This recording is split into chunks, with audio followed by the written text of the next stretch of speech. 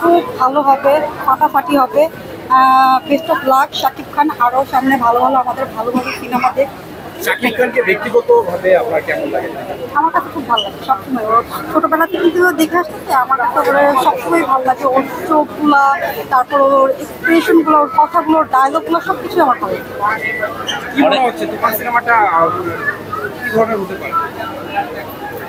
আমি এর আগেও রিভিউ শুনছি, রিভিউ দেখেই আসছি।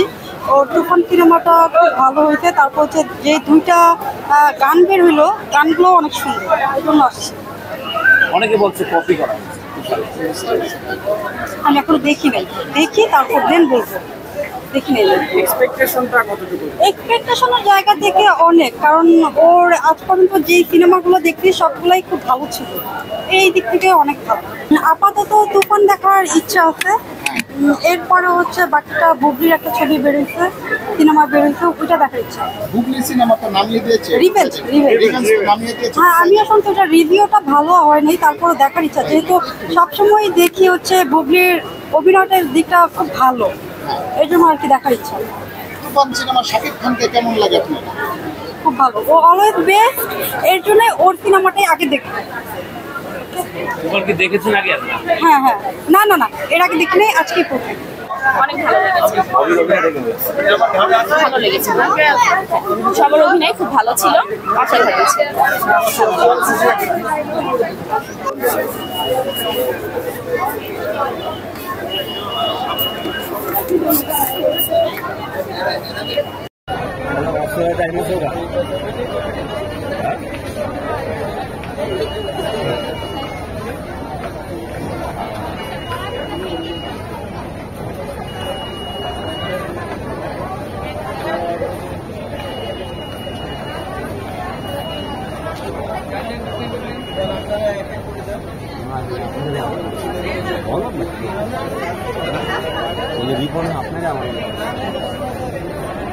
আপনারা আমার কোন রোজ হবে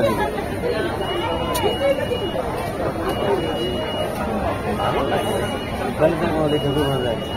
সুপার ইয়ারি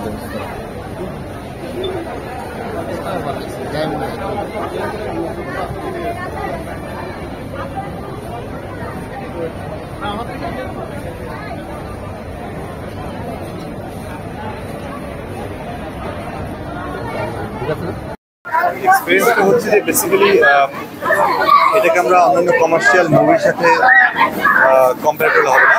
এটা একটা কাহিনী এবং এটা কিছু সত্য ঘটনা নিয়ে অবলম্বনে তৈরি করা।